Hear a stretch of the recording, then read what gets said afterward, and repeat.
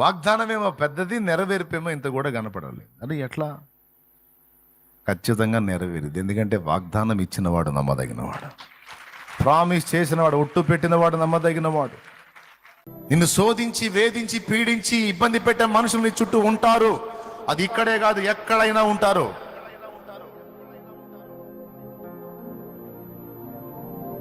నువ్వు పరలోకం చేరిందాకా ఉంటారు. నువ్వు వెళ్ళలేవు వాళ్ళ నుంచి దాటి పక్కకి. వాళ్ళ మధ్యలోనే ఉండాలి, వాళ్ళని జయించాలి, దేవుని పరీక్షల్లో పాస్ అవ్వాలి. ఒకనాటికి నువ్వే వారిని గెలుస్తావు, ఒకనాటికి నువ్వే వారిని గెలుస్తావు, వాళ్ళు ఓడిపోతారు. పరీక్ష పరిశోధన పూర్తయిన తర్వాత వాటిని నేను తీసేస్తా. ప్రజెంట్ నువ్వు వాటికి వెళ్ళి చూడొద్దు, నువ్వు నాకెళ్ళి చూడు. విశ్వాసయాత్రలో ముందుకు సాగు. ఒకటే గుర్తుపెట్టుకో, నా సెలవు లేకుండా, నా అనుమతి లేకుండా నీకు ఏవి రాలేదు, రావు, సంభవించవు. వచ్చినాయంటే నా అనుమతి ఉంది. అది ఎరిగి నువ్వు నాకెళ్ళే చూస్తూ ముందుకు సాగు. అనుమతించిన నేను, చుట్టూ ఉంచిన నేనే జోక్యం చేసుకొని తీసేస్తా. నువ్వు తిప్పలు పడొద్దు. నువ్వేదో వాటిని వదిలించుకోవడానికి నువ్వు ట్రై చేయొద్దు, అవి వదిలిపోవు. ఆ సమయం వచ్చినప్పుడు నేనే తొలగిస్తావు. ఇప్పుడు నువ్వు అడగాల్సింది ఏంటంటే ఒక్కటే డైలాగ్, వాళ్ళని తీసేయి, వీళ్ళని తీసేయి, ఆ శోధన తీసేయి, ఈ కష్టం తీసేయి కాదు. నీ డైలాగ్ ఒకటి ఉండాలి. దేవునికి వెళ్ళి తిరిగి ఏముండాలి చెప్పు? ఏముండాలి నీ డైలాగ్? ఒక్కటే, సమయం రాలేదా ప్రభు? అది నువ్వు అడగాల్సింది అదే. ఎంతవరకు నాయనా? సమయం రాలేదా? ఆయన మౌనంగా ఉంటాడు. వచ్చిందనుకో స్పందిస్తాడు, వచ్చింది, విడుదల సమీపించింది. ప్రతిదీ కూడా ఆయన ఏది చేసినా ఒక టైం ప్రకారం చేస్తాడు. అదే మన దేవుని స్పెషల్.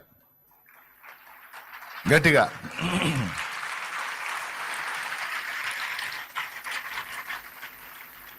మనకేదన్నా ఇవ్వాలన్నా టైంలోనే, తన్నాలన్నా టైంలోనే తంతాడు. టైంకి ముందు కానీ టైం తర్వాత కానీ తన్నాడు, పక్కాగా టైంలో తంతాడు. మనకేదన్నా ఇవ్వాలన్నా కూడా టైంలోనే ఇస్తాడు. దానికి ఆయన పెట్టిన పేరు ఏమిటంటే నిర్ణయ కాలము. నిర్ణయ కాలము.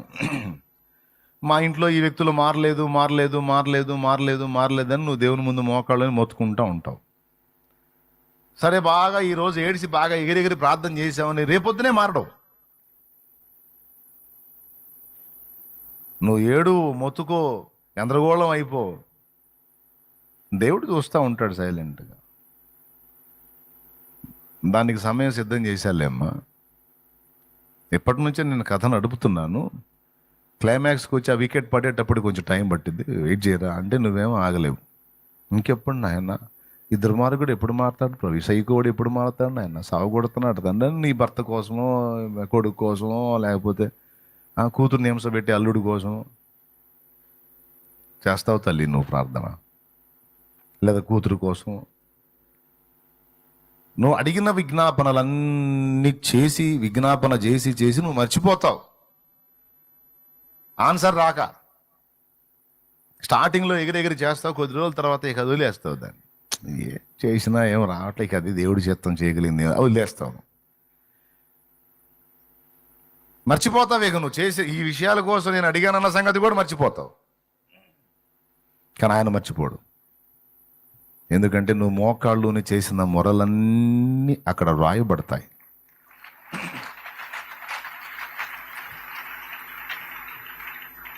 అలా నువ్వు మర్చిపోయిన ప్రార్థనలు నీకు తెలియకుండా చాలా నెరవేరినాయి.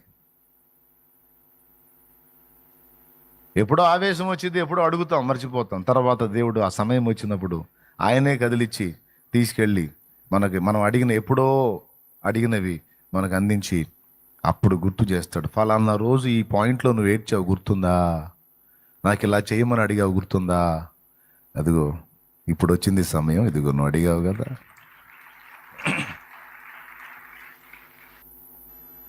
నువ్వు ప్రార్థన చేసావని వెంటనే స్పందించడు, దాని అవసరతను బట్టి స్పందిస్తాడు. ఎక్కువ శాతం టైం టైం టైం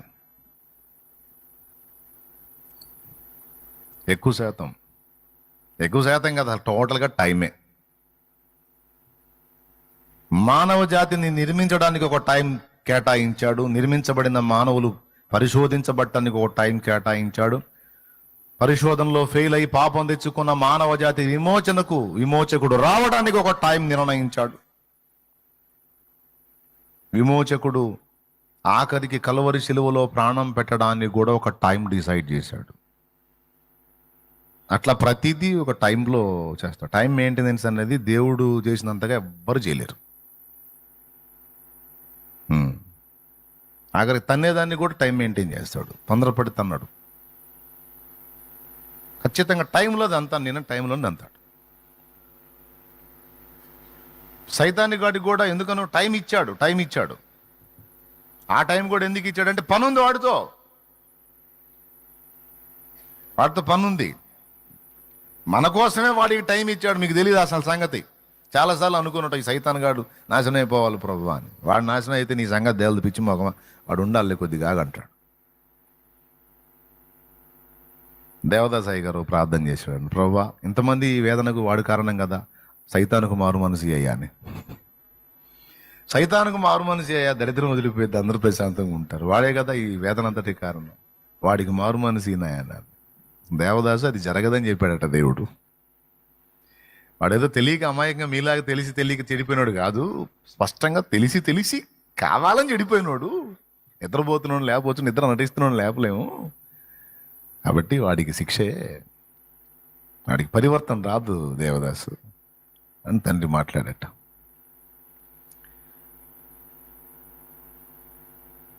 ఇదంతా మీకు ఎందుకు చెప్తున్నానంటే, ఈవేళ పరిశుద్ధాత్మ దేవుడు నాతో మాట్లాడిన విషయాలే, నాకు నేర్పిన విషయాలే మీకు అందిస్తూ ఉంటాను. నేను నాతో మాట్లాడుతున్నాడు ఈ విషయాన్ని గురించి స్పష్టంగా. అందుకే మీ ముందు ఓపెన్ చేశా. 2 చేతులు ఎత్తి స్తోత్రం చెప్పండి. అందుకే మీ ముందు ఓపెన్ చేశా. 2 చేతులు ఎత్తి స్తోత్రం చెప్పండి.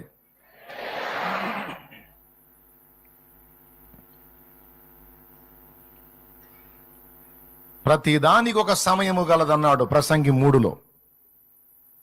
యేసయ్య రాక ఒక సమయం. యుగముల అంతమందు ఆయన తన ప్రియ కుమారుని మన కోసం పంపాడన్నాడు. బాప్తిస్మిచ్చి యోహాన్ రావడానికి ఒక టైం, యేసయ్య రావడానికి ఒక టైం, యేసయ్య మళ్ళా సిలువకు రెడీ కావడానికి ఒక టైం, యేసయ్య బాప్తిస్మం పొందడానికి ఒక టైం. అట్లా ప్రతిదీ. అబ్రహాముకి ఇస్సాకు పుట్టడానికి ఒక టైం, ఇస్సాకుకి ఏశావు యాకోబులు పుట్టడానికి ఒక టైం. అబ్రహాం దగ్గరే మాట్లాడతాడు, మీదటికి ఈ కాలమున, నిర్ణయ కాలమున నేను మరలా వచ్చేటప్పుడు. అంటే అప్పటిదాకా కొడుకునిస్తా 25 ఏళ్ళు అయింది.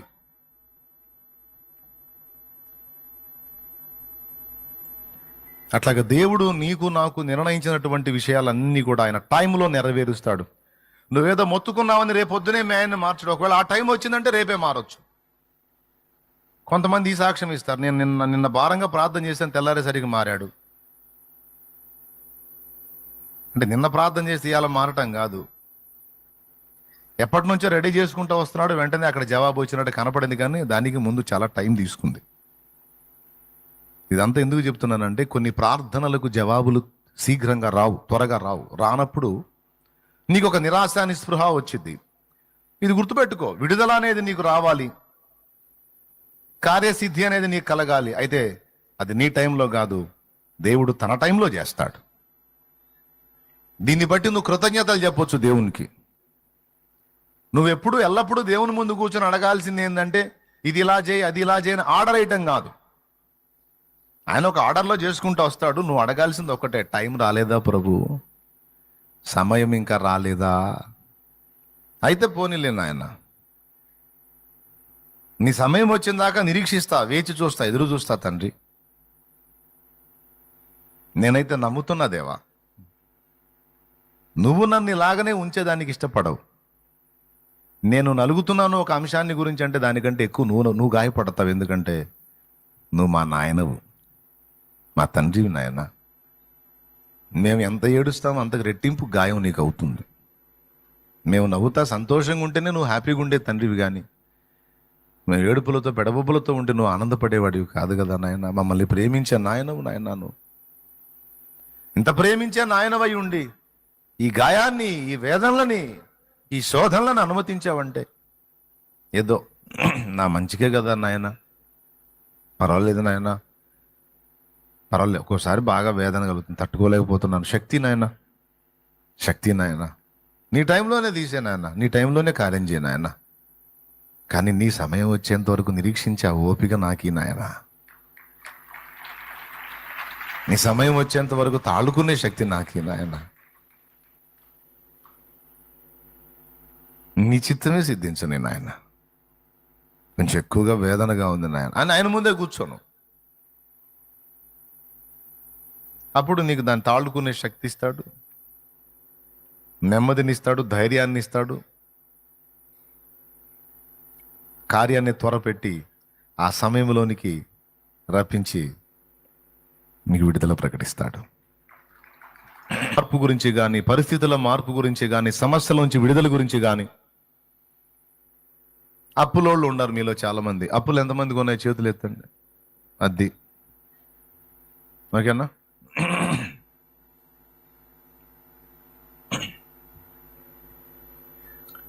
ముఖ్యంగా చాలామంది నలిగేది అక్కడే. విడుదల విడుదల విడుదల విడుదల. నన్నెవరు అడిగేవాళ్ళు ఉండకూడదు ప్రభువా, నన్నెవరు ప్రశ్నించే వాళ్ళు ఉండకూడదు ప్రభువా. నాయన నాకు స్వేచ్ఛని తండ్రి, నాయన ఇంక లైఫ్లో అప్పు చేయను తండ్రి, నన్ను మన్నించు తండ్రి, కర్మగాలు చేశాను తండ్రి, మొదలుపెట్టాను, ఎట్లా జరిగిందో తెలియదు అయ్యా, కుప్ప అయిపోయినాయి నాయన, బతకాలో సావాలో అర్థం కావట్లేదు ప్రభువా. అయ్యా సావలేక బతుకుతున్నా, బతకలేక చస్తున్నా ప్రభువా, నాకు విడుదల అయ్యా అని ఎప్పుడు మోకాళ్ళు వేసినా ఖచ్చితంగా ఇది ఒక అంశం.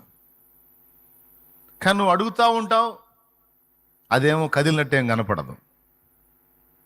చేసి చేసి చేసి విసుగు పుట్టి చివరికి ప్రార్థన కూడా చేయబుద్ది కాదు అప్పుల గురించి. భార్య అంటది భర్తతో, ప్రార్థన చేద్దామయ్యా దేవుడే తీసేస్తాడు. ఏందమ్మాయి తీసేది, చేయబుద్ది కాట్లా. ఎన్నిసార్లు చేశాను అనుకున్నా, ఏది యేసు ప్రభు మరి, ఏది దేవుడు మరి, నువ్వు చేయలే, నువ్వు చేస్తున్నావు, నువ్వు చేయ, నేను. కొంతమంది భార్యలు భర్తతో అంటారు, ప్రార్థన చేద్దాం అమ్మాయి దేవుడే తీసేస్తాడంట, చేసా, ఉపవాసాలు ఉండి కూడా చేశా. ఏం జరిగింది, ఏం జరలా, నువ్వేమన్నా అనుకున్నా అసలు ప్రార్థన చేయబుద్ది అట్లా అనేవాళ్ళు ఉంటారు. తప్పు లేదు పాపం, దేవుడు కూడా అర్థం చేసుకుంటాడు. పిచ్చిది మొరపెట్టి మొరపెట్టి మొరపెట్టి విడుదల రాకపోయేసరికి ఇసుగు పుట్టి ఇంకా నేను ఆ అంశం వదిలేస్తున్నా నేనైనా వదిలేసిందని ఆయనేం బాధపడ్డాడు, అర్థం చేసుకుంటాడు. అలాగే మీరు ప్రార్థన చేయడం మానకండి, అడగండి. అయితే ఒక్కటి గుర్తుపెట్టుకోండి, చుట్టూ ఇశ్రాయేలుకు శత్రువులు ఉన్నట్టు ఈ అప్పులనే శత్రువులు ఎంతవరకు నీకు అవసరమో అంతవరకు అవి ఉంటాయి. నువ్వు అడిగినా సరే దేవుని సమాధానం ఏంటంటే, నీవు నా ఆజ్ఞను అనుసరించి నడుచున్నట్లు, నీవు నా విశ్వాసం ముందు స్థిరమై నిలుచున్నట్లు, అలా ఉందో లేదో నేను తెలుసుకున్నట్లు నేను వాటిని తొలగించను, నేను వాటిని తీసివేయన ఉండాల్సిందే నీకు. పోనీ పరిశోధన అయిపోయినాక తీసేస్తా. నీ ఎడల కార్యం చేయడానికి నాకేం పెద్ద టైం ఏం అవసరం లేదు, నీ ఎడల ఒక అద్భుతం చేయడానికి నాకేం పెద్ద రిస్క్ ఏం కాదు, నీ సంగతి తేల్చడానికే నేనున్నా. అబ్బాయి అర్థమైందా? ఏం తేల్చడానికి? నీ సరికేందో, నీ సత్తా ఏందో, నీ సంగతి ఏందో తేల్చుకోవడానికి నేను అట్లా ఉంచేవాడిని అంతే. నాకేం చేతగా కాదు, లేకపోతే అబ్బో నేను తీర్చలేనంత గొప్ప అప్పు నాయనా అది, అబ్బో చాలా కష్టం అని కాదు. నీ పాప రుణమును తీర్చడానికి నా ప్రాణమే పెట్టిన వాడిని నేను. నీ పాప రుణము, పాపమనే అప్పును తీర్చడానికి నా ప్రాణమును క్రయధనముగా సమర్పించిన వాడిని నేను. తెలుసుకో నా ప్రేమ. అంత చేసినోడిని ఇప్పుడు దీన్ని ఎందుకు అంటే, నా బిడ్డలుగా మీరు పరిపూర్ణులగున్నట్లు, మీ విశ్వాసము పరిపూర్ణమగున్నట్లు, మీరు విశ్వాసమందు నడచిన వారిని రేపు మెప్పు మహిమ ఘనత పొందున్నట్లు, శ్రమ కొలిమిలో మిమ్మల్ని ఉంచాను, పరిశోధనకే ఉంచా, పరీక్షకే ఉంచా అని మాట్లాడుతున్నాడు ఆయన ఈవేళ.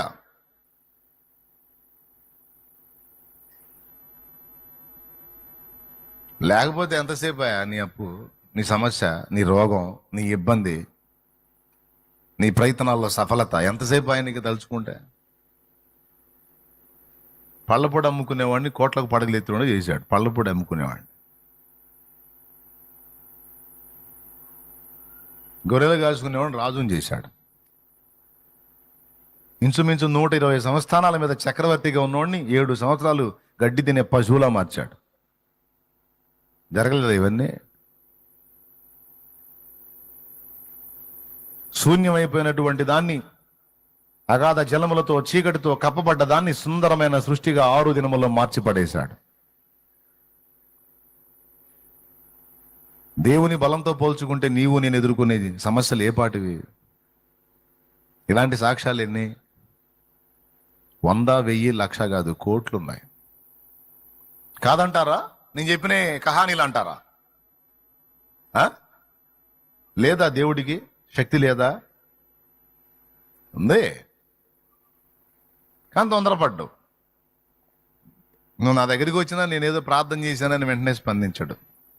ఇప్పుడు దాకంటే ఆ అమ్మాయి ప్రార్థన చేసింది, ఇప్పుడు మా అబ్బాయి ప్రార్థన చేశాడు, శాలేం అబ్బాయి. అబ్బాయి నువ్వు చేసావు కదరా, ఇక నుంచి నేను చేస్తాలేపో, ఇక రేపే చేస్తాపు అనడు. ఏడుసావులే పోవా అంటాడు. ప్రభా నేను చేసా ప్రభా ప్రార్థన. ఏంటి నేను?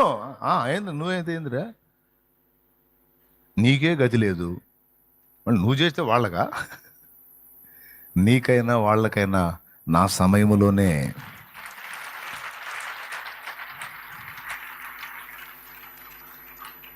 అందుకే అది కూడా పాడుకున్నాం. విడుదల వచ్చేసింది కాదు, విడుదల సమీపించేను. కాల ప్రస్తావన అక్కడ తెచ్చాం.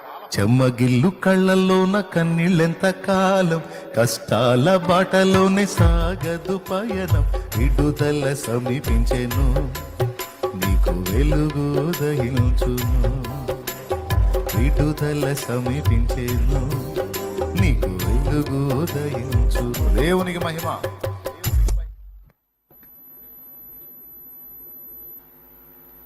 మొదటి సంగతి అయిపోయింది.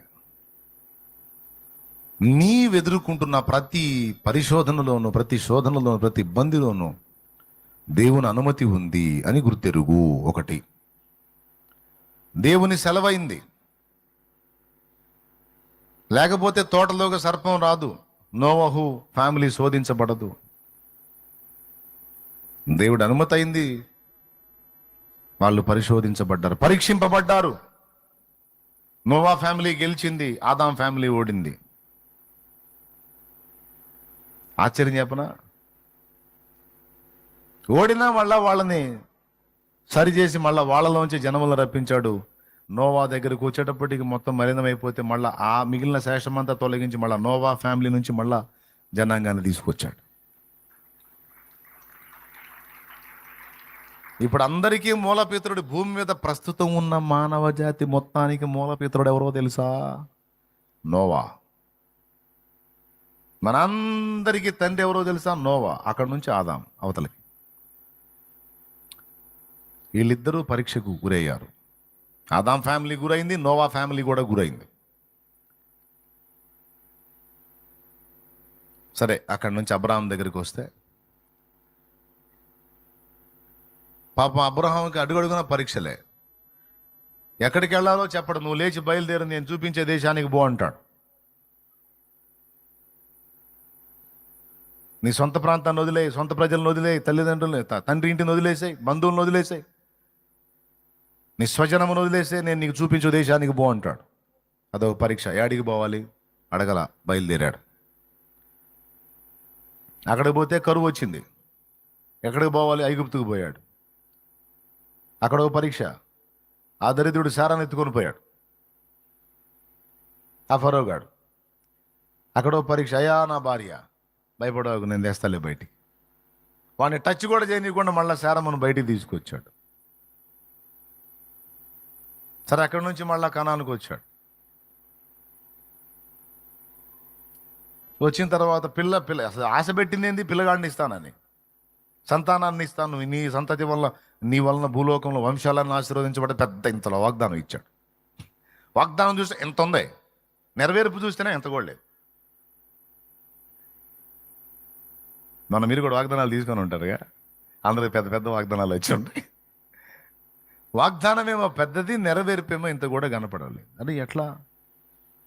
ఖచ్చితంగా నెరవేరుది. ఎందుకంటే వాగ్దానం ఇచ్చినవాడు నమ్మదగినవాడు, ప్రామిస్ చేసినవాడు, ఒట్టు పెట్టినవాడు నమ్మదగినవాడు.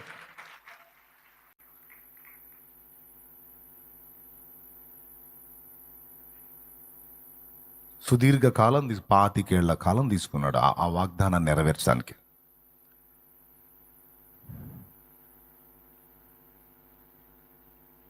అయిపోయింది, ఇచ్చాడు. సరే ఇచ్చాడు, అందరితో వదిలేశాడా? మళ్ళీ ఆ బిడ్డ 18-17 ఏళ్ల ప్రాయం వచ్చి అయిందాక ఉంచి మళ్ళీ ఆయన తీసుకొచ్చి నాకు బలి అంటాడు. మొరియా దేశమందు నేను నీకు చూపించే పర్వతంలో ఒక దాని మీద నీవు ప్రేమించు నీ కుమారుడైన ఇస్సాకును తీసుకొచ్చి నాకు దహన బలిగా అర్పించంటాడు. ఆదికాండం 22:1 స్పష్టంగా రాసుంది, ఈ సంగతులు జరిగిన తర్వాత దేవుడు అబ్రహామును పరిశోధించెను. ఎట్లనగా అని మొదలుపెట్టి ఇస్సాకు బలి ఉదంతాన్ని మాట్లాడతాడు. నాకెళ్ళి చూడండి నాన్న, జస్ట్ రిఫరెన్స్ నోట్ చేసుకోండి అంతే. ఈ రకంగా చూస్తే ఇక మోషే లైఫ్, యాకోబు జీవితం అన్నీ మీరు పరిశోధిస్తే వాళ్ళు ఎంత పరిశోధించబడ్డారో, ఎలా పరీక్షింపబడ్డారో మీకు అర్థమైపోయింది. మోషేని తీసుకో, ఐగుప్తు రాజపీఠం దక్కిద్ది, కానీ ఒప్పుకోలా. దేవుని ప్రజలతో శ్రమే చాలనుకున్నాడు. అక్కడి నుంచి ఏ ప్రజల్ని రక్షించాలనుకున్నాడో వాళ్ళ ద్వారానే అక్కడి నుంచి పంపబడ్డాడు, తరమబడ్డాడు. వాళ్ళని బట్టే మిద్యానుకు పోయి అక్కడ 40 ఏళ్ళు పాపం పరిశోధన. మళ్ళీ తీసుకొచ్చి అదే మోషేని వినియోగించి మోషే ఆశించిన కార్యం మోషే ద్వారానే జరిగించాడు. అయితే మోషే అనుకున్న టైంలో కాదు, దేవుడు అనుకున్న టైంలో. అలా ఎందుకు అంత టైం తీసుకున్నాడు అనేది ఈ ఒక్క పాయింట్ గురించి చాలాసార్లు మాట్లాడాను. దాని గురించి మళ్ళీ మీకేం వివరించాల్సిన అవసరం లేదు. యోసేపు పరిశోధించబడ్డాడు, దానియేలు పరిశోధించబడ్డాడు. అట్లా భక్తులందరూ మీరు చూడండి, అపోస్తలులు కూడా పరిశోధించబడ్డారు. పౌలు శోధించబడ్డాడు, పేతురు పరిశోధించబడ్డాడు. భక్తులందరూ పరిశోధించబడ్డారు, పరీక్షింపబడ్డారు. ఫైనల్గా చెప్పాలంటే నాటి ఇశ్రాయేలు, నేటి అభినవ ఇశ్రాయేల్ అయిన సంఘము కూడా పరీక్ష పొందాల్సిందే. మనల్ని పరీక్షించున్నట్లు మన చుట్టూ వ్యతిరేక జనాంగము, వ్యతిరేక పరిస్థితులు ఉండాల్సిందే. ఇప్పుడు చెప్పండి, ఆ మాట నేను వారిని తొలగించను, వారిని తీసివేయనన్న మాట చిన్నదా?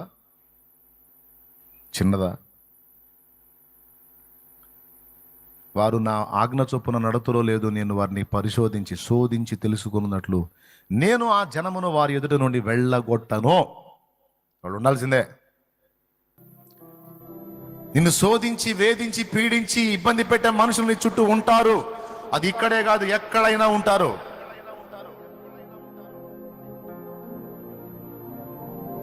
నువ్వు పరలోకం చేరిందాకా ఉంటారు. నువ్వు వెళ్ళలేవు వాళ్ళ నుంచి దాటి పక్కకి. వాళ్ళ మధ్యలోనే ఉండాలి, వాళ్ళని జయించాలి, దేవుని పరీక్షల్లో పాస్ అవ్వాలి. ఒకనాటికి నువ్వే వారిని గెలుస్తావు, వాళ్ళు ఓడిపోతారు.